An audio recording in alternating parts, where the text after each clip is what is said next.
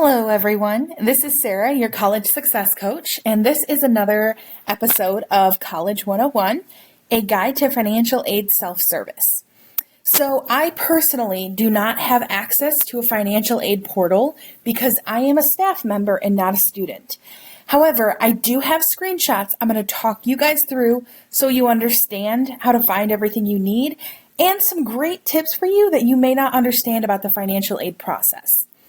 So we are going to go ahead and start here, and I'm going to scroll down to the first one, and this is how to navigate to financial aid self-service.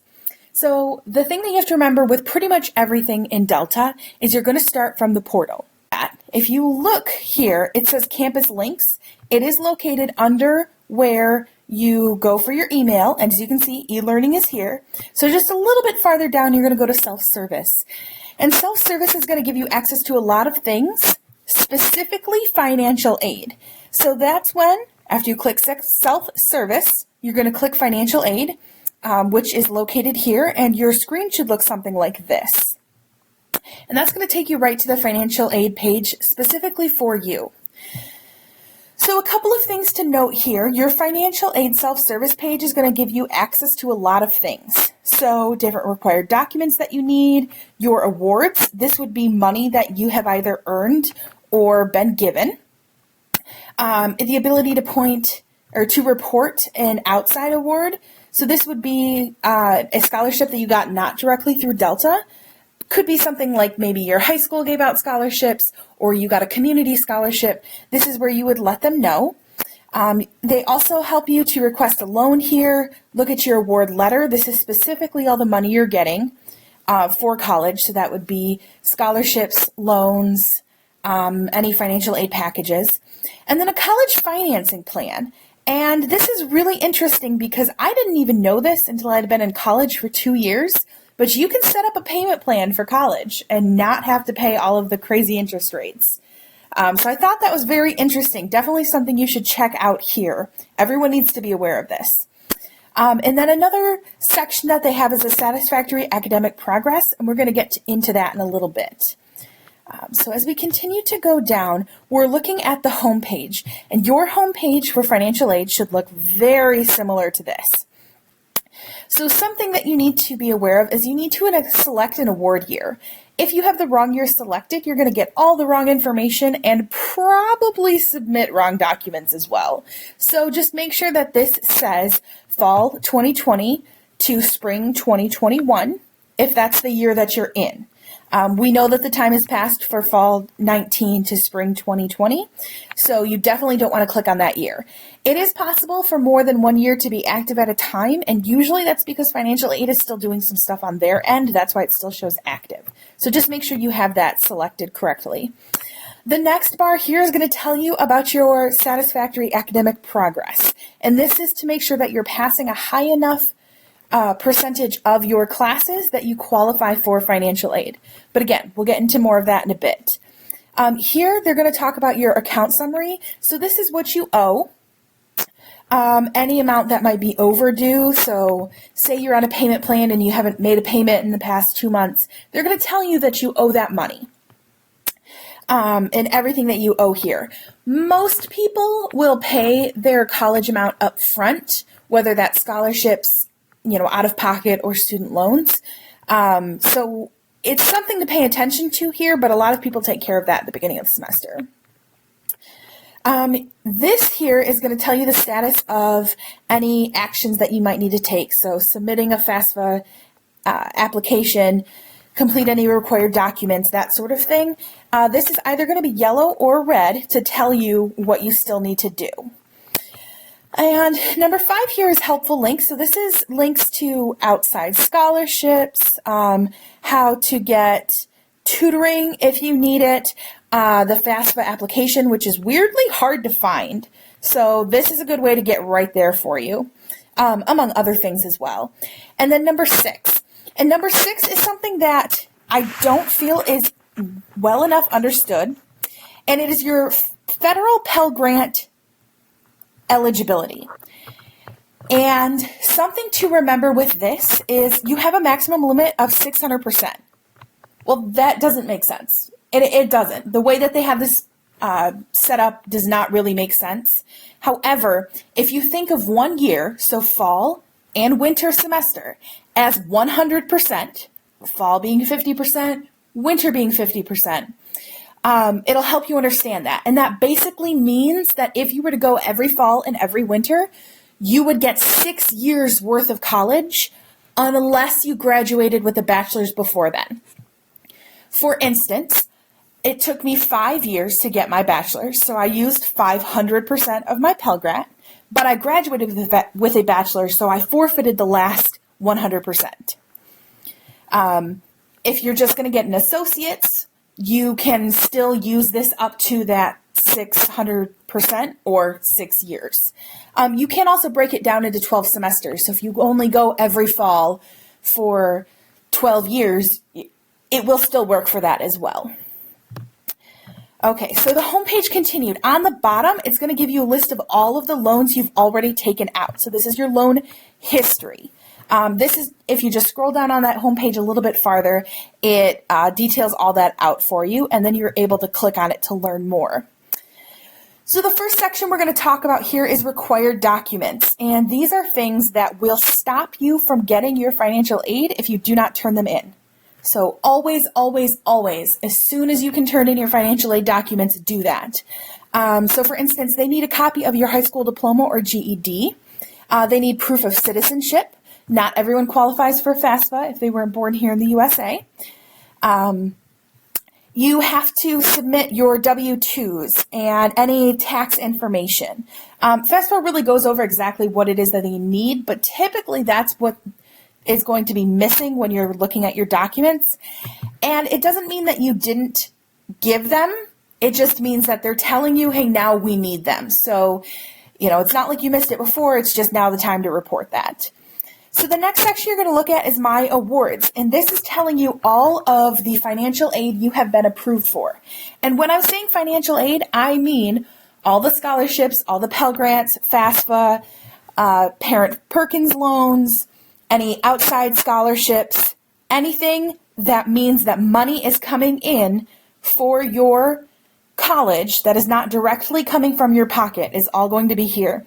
And they'll total it all up nicely for you as well. So this is saying that 100% of the money that is listed here, you do not have to pay back. So this person, who we took a screenshot of, did not take out any loans. Had they taken out, say, half of this money in loans, it would have said 50% are scholarships and grants, which means you don't have to pay those back. So it's nice to just see what you're looking at as a nice caps there. So you can also add outside awards, and like I had mentioned, this would be anything like perhaps the Michigan Works grant that you got. It could be a high school scholarship, community scholarships, that sort of thing. Anything that is not directly awarded through Delta would have to be reported here as an outside award. And let's say here for request a new loan, let's say that you are getting enough scholarships and financial aid to cover $2,000 for this year, which is awesome. But it costs you $3,000 to go to Delta. If you don't have that money and you don't have a way to set up a payment plan, or that's not of interest to you, you can request an additional amount of money in loans. And this section here of request a new loan tells you exactly how to do that. So, do you want to request the exact amount that they estimate you're going to need? I would never do this, and I'm only saying that because we'll see later on, but the estimates that they have are always very high. And I don't think you're ever going to need that much money to go to school here at Delta. However, every situation is different. It's just something to keep in mind that the estimates are usually very high. But we'll be able to see an exact total as well. So after you put in how much money you think you'd need, like this person is looking to request $4,000, you'd hit next, and it's going to take you to this screen. And they want to know when you want that loan money to be considered. So if you only put on here that you wanted it considered for the winter semester, but not fall, you would be responsible to pay for the rest of fall out of pocket if you wanted to stay in school.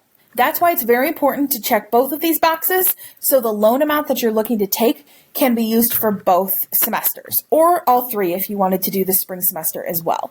But it's very important that you select everything that applies, because if not, it will only go to that particular semester that is checked.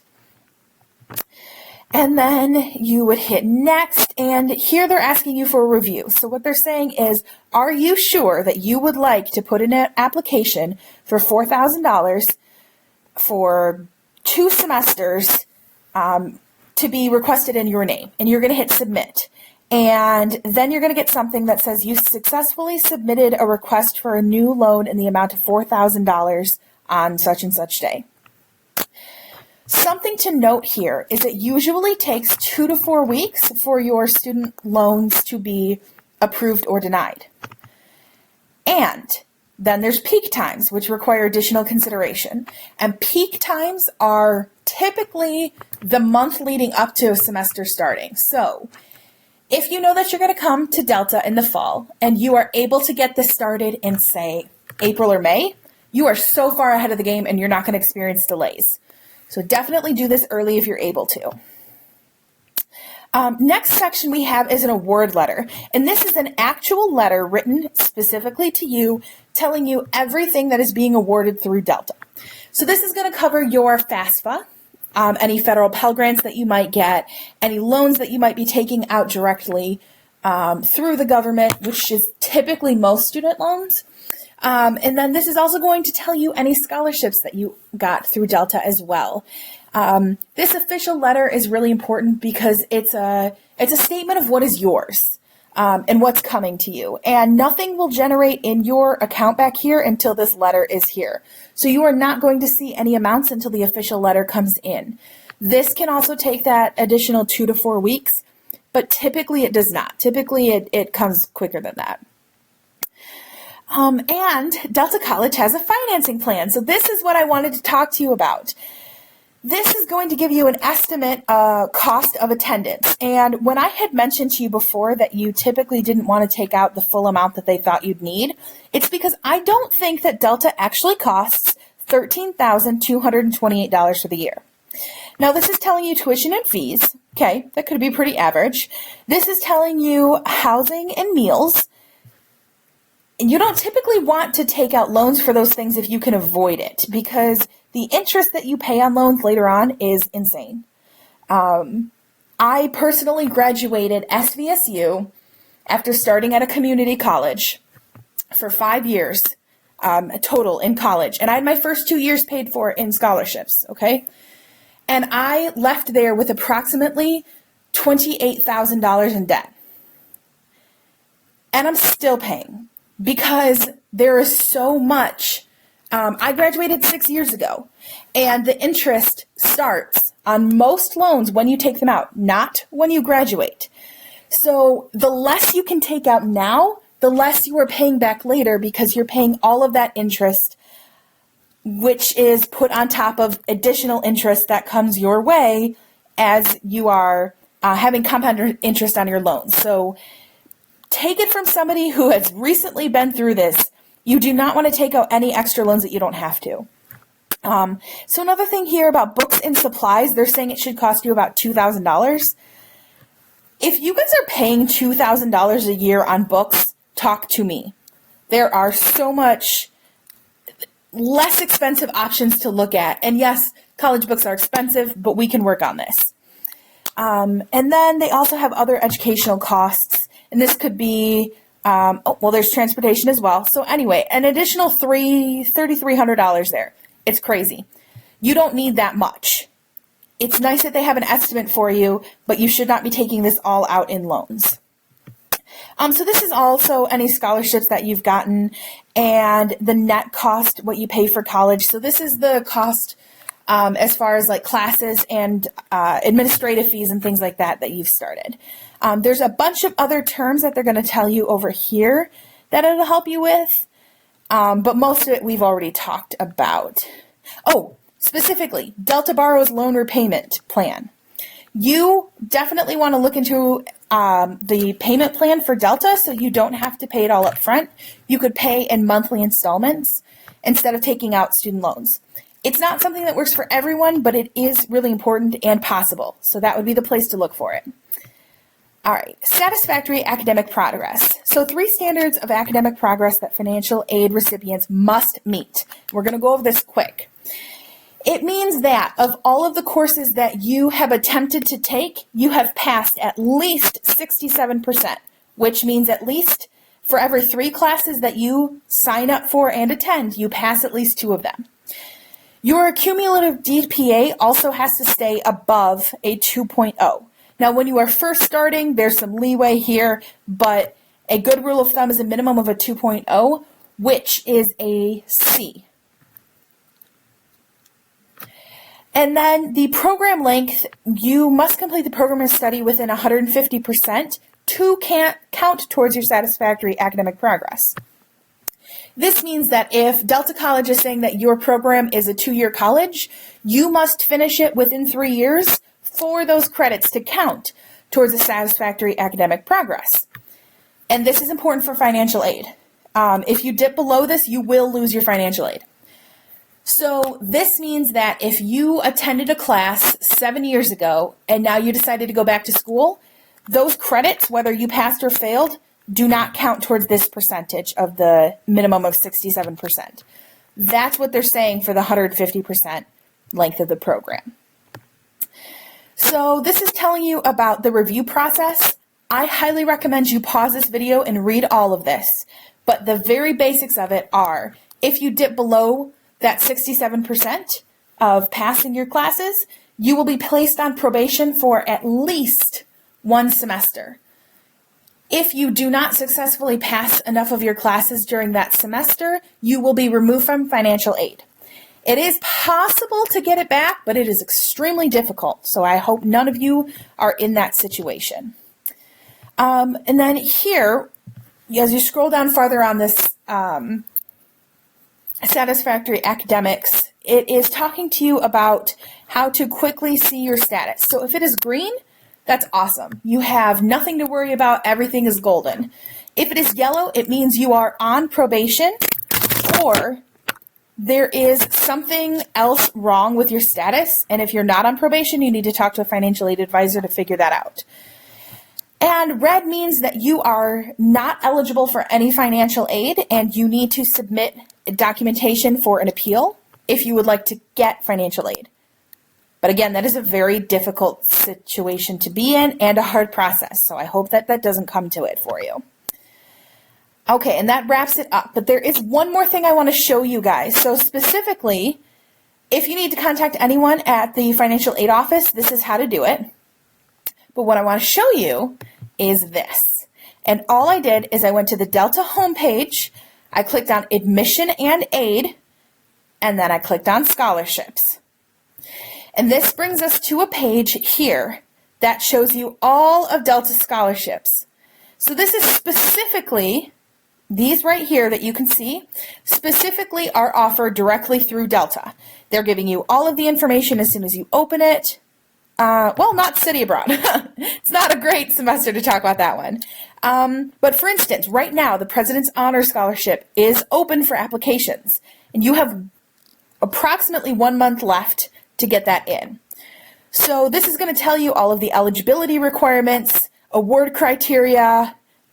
This is telling you how to apply along with what goes through the application process. This is actually a full ride scholarship, which is pretty rare to see. But if it weren't, it would tell you a little bit different here if it was $1,000 or $100 or something like that. And then it also tells you different conditions. So this scholarship is only available while you're attending Delta College. So if you leave Delta College, you can't take the scholarship with you. Some scholarships, specifically outside scholarships, will go with you to other universities, or typically do, I should say. Each one has their own specific criteria you have to look at. So this one is open right now, and I highly suggest you apply for it if you are able to and want to. And then you have more that are opening in December. Now, it looks like this is a long time that they're open, but we have our winter break during this time, and we have a new semester starting less than a month before the end of this. So I would not wait. When this opens, I would try to get your application in as soon as possible. And something you may not have known, the RIT Center will help you with applications, or I'm sorry, scholarship essays as well. Not the actual applications, but the essays, because most scholarships require essays. So if you want someone to take a look at that, you can submit it to the RIT just like you would a regular paper. And then something else that's really interesting is this very bottom one here is talking about other sources of financial support. You can get community scholarships. So if you live in the Bay Area, Saginaw, or Midland area, you can specifically apply for scholarships for students from those areas and be able to get even more aid coming your way. Different sites you can have here. These are more broad, so you will have more competition for those, but still definitely worth checking out. So that's all that I have for you today. Definitely go check out these scholarships, guys. It's extremely important. As someone who has spent a lot of time and money paying back her student loans, if I had been able to get more scholarships, it would have helped me in the long run. So definitely be applying for these. Thanks for tuning in, guys. I will talk to you again soon.